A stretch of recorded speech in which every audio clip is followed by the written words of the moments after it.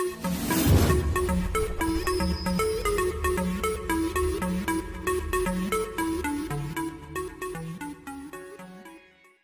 Student, स्वागत है आपका आपके अपने YouTube channel smart study classes में। देखिए, हमारा ग्रामर में आपका डायरेक्ट इंडायरेक्ट चल रही थी, ठीक है, जिसका आज लास्ट पोर्शन रह गया है। आज आपके डायरेक्ट इंडायरेक्ट बिल्कुल फिनिश हो जाएंगे। इसके बाद हम आपके ट्रांसफॉर्मेशन शुरू करेंगे, ठीक है।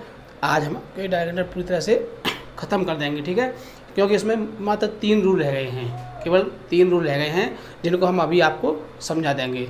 इसके बाद जो आपका अगला पोर्शन शुरू होगा वो होगा ट्रांसफॉर्मेशन, ठीक है। फिर हम उसको आपको अच्छी तरह से समझाएंगे, जैसे हमने आपको डायरेक्ट समझाया क्रम से, उसी प्रकार से हम आपको ट्रांसफॉर्मेशन भी समझाएंगे, क्योंकि ये इसका लास्ट पोर्शन है डायरेक्ट इंडायरेक्ट का। वैसे एग्ज़ाम में आपके छोटे छोटे ही आते हैं, लेकिन कभी कभी सिंगल सेंटेंस जब आ जाता है तो वो बड़ा ही आता है, और बड़ा वही कर सकता है जिसको छोटे छोटे सारे डायरेक्ट इंडायरेक्ट के रूल आते होंगे। लेकिन फिर भी हम आपको अच्छी तरह से यहाँ पर समझाएंगे। तो देखिए, जो कौन से रूल हैं बताते हैं आपको, ठीक है। देखिए, 3 सेंटेंस हैं, केवल 3 वाक्य हैं, जिनको हम बना लेंगे तो समझ लीजिए कि हम बड़े वाले बना सकते हैं। और जब 3 सेंटेंस हैं, उनके 3 ही रूल हैं। तो पहले मैं आपको सेंटेंस के अनुसार उसकी थोड़ी सी बातें बताऊंगा। जैसे देखिए, रमेश सेड टू मुकेश। देखो, ये 4 वाक्य दे रखे हैं। कितने हैं ये? 4 वाक्य। जब इसका हम इनडायरेक्ट करेंगे, क्या करेंगे, इसका हम इनडायरेक्ट करेंगे तो हम इसको एक ही लाइन में, एक ही लाइन में बनाएंगे। ऐसे नहीं है कि जैसे ये 4 बार में लिखा हुआ तो हम इसको 4 ही बार में बनाएं, ऐसा कुछ नहीं है। हम इनको एक ही क्रम में बनाएंगे। तो इसमें क्या होता है कि पहला सेंटेंस तो हमारा देखो इंट्रोगेटिव सेंटेंस है, आपको दिखाई दे रहा है, बिल्ड शुरू में आ रहा है और अंत में क्वेश्चन मार्क लगा हुआ है, ठीक है। इस तरह से ये तो क्लियर हो जाएगा। अब दूसरा सेंटेंस आता है नो वाला, है ना। कौन सा आता है? नो वाला आता है। तो इसका एक रूल होता है कि जब RS के शुरू में नो दिया हो, क्या दिया हो? नो दिया हो, तो हम रिप्लाइड का प्रयोग करते हैं। किसका प्रयोग करते हैं? रिप्लाइड का प्रयोग करते हैं। और अगला है सेंटेंस आपका भाई आ गया, तो जब भाई दिया हो तो हम आस्क्ड का प्रयोग करते हैं, और आपका कॉमा के स्थान पर भाई का ही प्रयोग करते हैं। इस तरह से ये हो जाएगा। आगे जब बिकॉज वाला वाक्य आता है तो उसमें हम इन्फॉर्म्ड का प्रयोग करते हैं। सेड के स्थान पर क्या लगाते हैं? इन्फॉर्म्ड। तो देखो कैसे बनाते हैं, देखिए। फर्स्ट है आपका रमेश सेड टू मुकेश, मतलब रमेश ने मुकेश से कहा, क्या कहा? विल यू गो टू खैर टुडे, कि आज तुम खैर जाओगे, क्या तुम आज खैर जाओगे। तो बनाते हैं रमेश, सेड को किस में बना देंगे? इंट्रोगेटिव है तो क्या लगाएंगे? आस्क्ड, ठीक है ना। टू को हटा देते हैं, क्या आ गया आपका? मुकेश। कॉमा हटा क्या लगाते हैं? इफ़ या वेदर, लेकिन आप इफ़ का ही प्रयोग करोगे, क्योंकि वेदर में थोड़ा स्पेलिंग की मिस्टेक्स हो सकती है, आपसे, मुझसे नहीं, आपसे हो सकती हैं। इसीलिए आप किसका प्रयोग करोगे? इफ़ का, क्योंकि इसमें 2 ही अक्षर होते हैं, जिसमें गलती क्या होगी? आई और एफ, तो आसानी से लिख सकते हैं, ठीक है। अब आ गया आपका सेंटेंस। अब क्या है कि ये इंट्रोगेटिव है तो हम इसको पहले साधारण करते हैं। साधारण करने से क्या करते हैं कि सब्जेक्ट को आगे ले जाते हैं, ठीक है। ये ऐसे कह लो कि HV को उठा के सब्जेक्ट के आगे ले जाते हैं। क्या हो गया आपका? साधारण बनाते हैं हम आपको। देखो, यू को हम किससे बदलेंगे? मुकेश से बदलेंगे, तो क्या हो जाएगा आपका? ही हो जाएगा, क्योंकि ये प्रोनाउन की चेंजिंग हमने आपको बहुत अच्छी तरह सारणी बताई थी, आपकी समझ में आ गई होगी। ही कैसे हो गया पता है ना, ठीक है। आगे देखो, बिल को क्या कर दोगे आप? वुड कर दोगे, ठीक। आगे गो टू खैर, टुडे को क्या कर देते हैं? डेट डे, ठीक है। अब आ गया आपका दूसरा सेंटेंस, तो हमें इसलिए इसको हम यहाँ ले आए, हम इसको वहीं से शुरू कर देंगे, फुल स्टॉप लगा के। आगे फिर क्या है? मुकेश सैड, किसने कहा? मुकेश। अब हमने क्या बताया था? नो आए तो क्या लगाते हैं? रिप्लाइड लगाते हैं। रिप्लाइड कॉमा हटा के दैट लगाते हैं, दैट। तो मुकेश रिप्लाइड दैट। अब आगे क्या आ गया? नो आ गया। क्या आ गया? नो। हमने क्या बताया था कि जब वाक्य में नो शब्द आ जाए तो हम उसके स्थान पर क्या लगाते हैं? He had not. क्या लगाते हैं? He had not. या फिर हम पहले वाक्य का प्रयोग कर सकते हैं भाव के अनुसार, या हम पहले वाक्य को लगा सकते हैं, या हम क्या लगा सकते हैं? He had not. तो आप स्वतंत्र हो, चाहे तो आप ही हैड नॉट लगा दो, या आप पहला वाक्य क्या है जो आपने बनाया था? देखो, ही वुड गो टू खैर टुडे, तो नो वाला है तो नॉट लगाएंगे, तो क्या लगा दोगे आप? ही वुड नॉट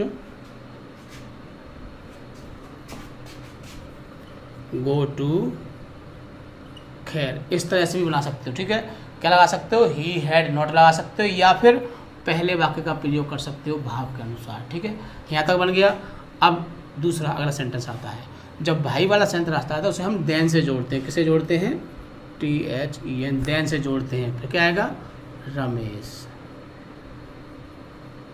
अब भाई वाले वाक्य में सेड के स्थान पर क्या लगाते हैं, आपने याद किया होगा इंट्रोगेटिव में आस्क्ड लगाते हैं। क्या लगाते हैं, आस्क्ड।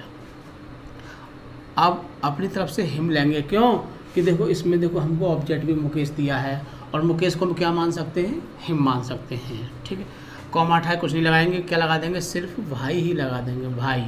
फिर वही लगा देंगे भाई, ही हैड नॉट, या फिर पहले वाक्य का प्रयोग कर सकते हो भाव के अनुसार। ठीक है ना। इसके बाद आता है आपका अगला सेंटेंस, क्या है, Mukesh said because I am unwell. Mukesh ने कहा क्योंकि मैं ठीक नहीं हूँ। तो बनाते हैं मुकेश, हमने क्या बताया था, जब बिकॉज वाला वाक्य आ जाए तो क्या लगाते हैं, इन्फॉर्म्ड लगाते हैं। क्या लगाते हैं, इन्फॉर्म्ड। इन्फॉर्म्ड वही हिम लगा देंगे अपनी तरफ से। ठीक है ना, क्योंकि इसमें ऑब्जेक्ट हमको मानना पड़ेगा, क्योंकि बताना हमने मुकेश दे रखा है, इस तरह से हम यहाँ पर हिम मान लेंगे। आगे कॉमा हटा क्या लगाते हैं, आप जानते हो, सिंपल बात है, डैट लगाते हैं। फिर वही लगाएंगे आप, ही हैड नॉट, या फिर हम इसको लगा सकते हैं। क्लियर है ये बात, या तो पहले वाक्य को लगा दो भाव के अनुसार, या फिर ही हैड नॉट लगा दो। फिर क्या करते हैं, फिर बिकॉज वाले वाक्य को उसमें जोड़ देते हैं। तो लगाएंगे आप बिकॉज, आई को हम किससे बदलेंगे, मुकेश से बदलेंगे, तो क्या हो जाएगा, ही हो जाएगा। इजारे को क्या कर देते हैं, वाजबर, अनवेल। ठीक है, इस तरह से ये आपका सेंटेंस हुआ क्लियर। अगर इस टाइप का आपका सेंटेंस आता है तो सिंगल ही आएगा, जिसको आप इन जो मैंने आपको बताई है कि नो आए तो इसके स्थान पर ही हैड नॉट लगाते हैं, भाई आए तो पूरा वो सेंटेंस लगा सकते हैं, और बिकॉज वाले में हम क्या लगाते हैं। तो ये आपको सारी बातें अगर याद रहती हैं तो आप इस सेंटेंस को आसानी से बना सकते हो। इस टाइप के जो भी सेंटेंस आएंगे, यस वाले आ जाएं या नो वाले आ जाएं, सेम है, यस वाले में ही हैड लगाते हैं और नो वाले में ही हैड नॉट लगाते हैं। ठीक है, अगला सेंटेंस आता है आपका, ये देखो, I said to my friend. ये क्या है, हमारी आरबी। क्या है ये, आरबी, और ये यहाँ से क्या शुरू होता है तुम्हारा, पूरा RS। क्या है ये, RS है ना। ठीक है ना। तो अब इसमें देखो एक आपको नई चीज़ दिखाई दे रही होगी, देखो आरबी तो इसमें एक ही है, एक ही सेंटेंस है, लेकिन RS में देखो कई सेंटेंस दिए हुए हैं। देखो एक सेंटेंस ये हो गया, एक ये हो गया, एक ये 5-6 सेंटेंस दिए हुए हैं ना।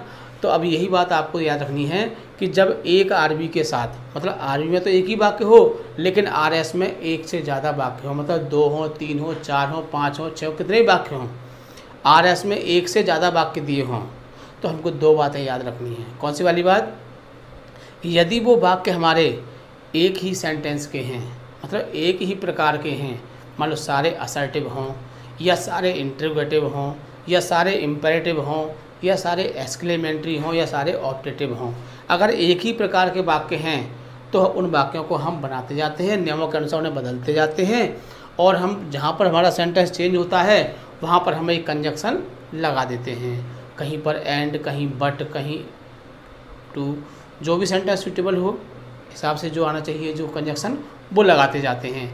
लेकिन कंडीशन आती है कि जब सेंटेंस एक प्रकार के नहीं हों, अलग अलग हों, जैसे पहले आ गया आपका असर्टिव का आ गया सेंटेंस, फिर उसके बाद इंट्रोगेटिव का आ गया, फिर इम्पेरेटिव का आ गया, फिर एक्सक्लेमेटरी का आ गया, फिर ऑप्टेटिव का आ गया, फिर असर्टिव का आ गया, फिर इंट्रोगेटिव का, मतलब सेंटेंस आपके कहीं कहीं से आ जाएं, कभी कोई सा, कभी कोई सा, कभी इंट्रोगेटिव, कभी इम्पेरेटिव।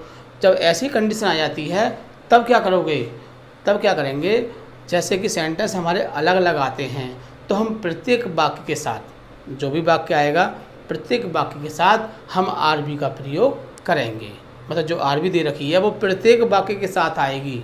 कब, जब सेंटेंस अलग अलग होते हैं, और सेंटेंस एक प्रकार के होते हैं तो हम बनाते जाते हैं, और नियम अनुसार, यूज के अनुसार हम कंजक्शन उसमें जोड़ते जाते हैं, जैसे बट लगा दो, एंड लगा दो।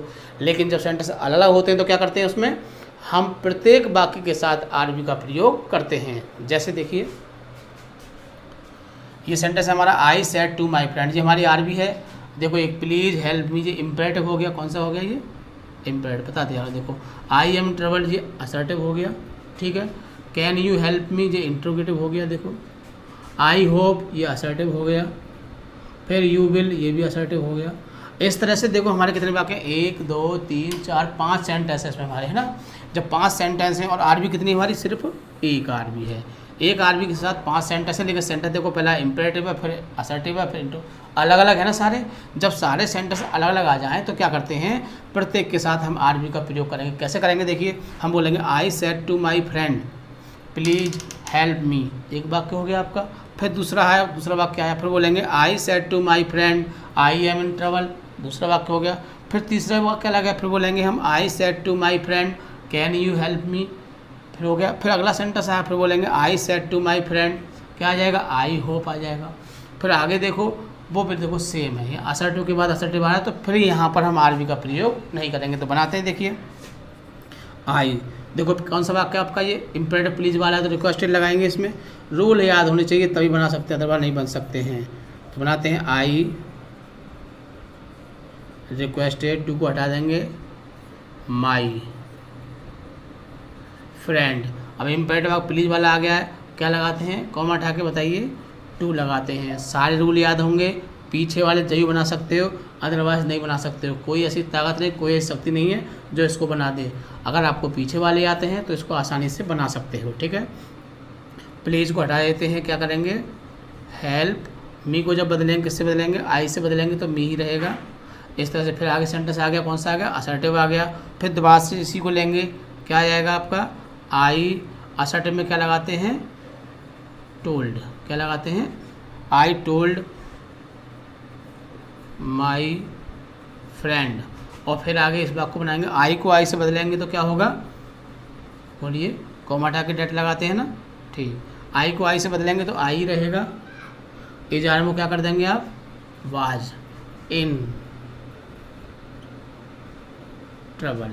इस तरह से आपका ये दूसरा सेंटेंस हो गया। फिर आगे आ गया इंट्रोगेटिव, फिर दोबारा किसका प्रयोग करेंगे, आरबी का। तो आई, अब आरबी का इंट्रोगेटिव में क्या लगाते हैं, आस्क्ड लगाते हैं, तो बन जाएगा आपका आई आस्क्ड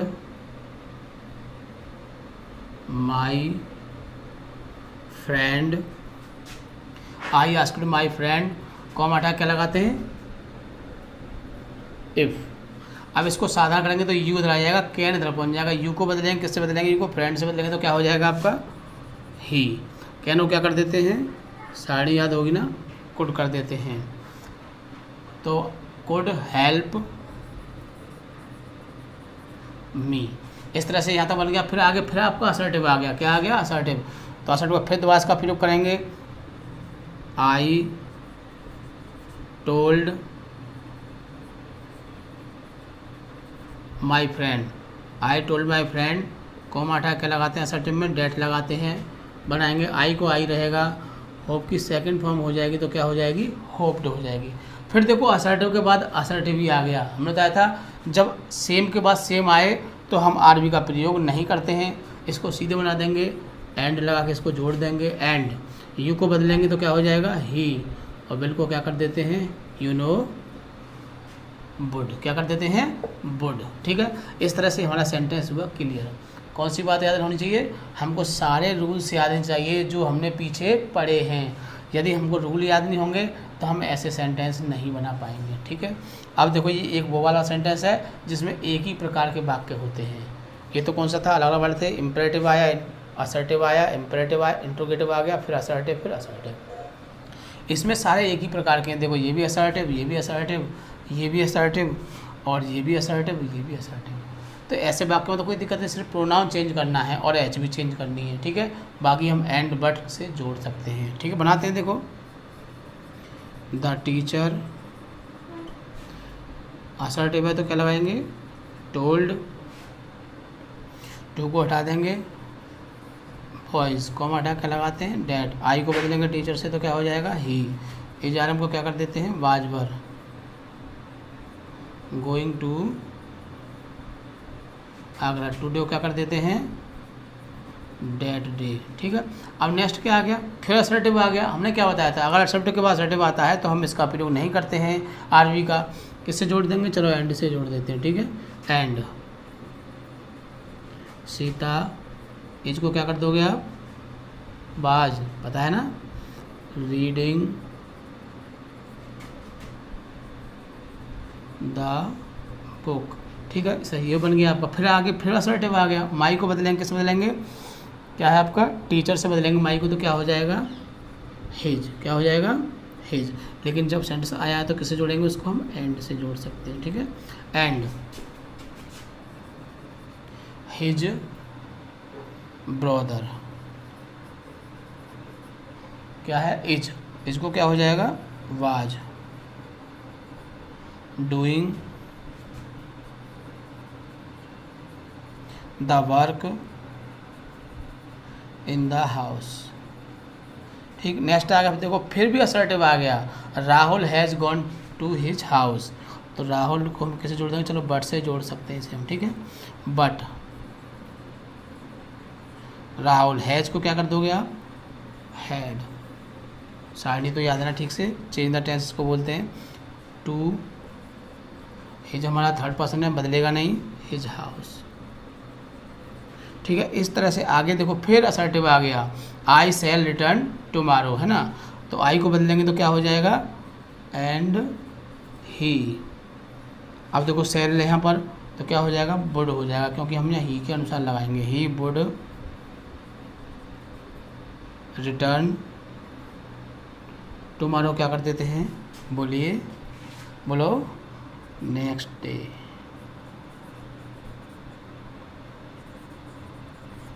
ठीक है। इस तरह से हमने ये आपको तीनों सेंटेंस समझा दिए जो एग्ज़ाम में कभी कभी आ जाते हैं, नहीं तो सिंगल वाले ही आते हैं सेंटेंस, कभी कभी बड़े वाले आते हैं तो सिंगल आता है, और छोटे छोटे आते हैं तो 2 सेंटेंस आएंगे, ठीक है। इस तरह से आज आपका हमने डायरेक्ट इनडायरेक्ट पोर्शन कर दिया ख़त्म।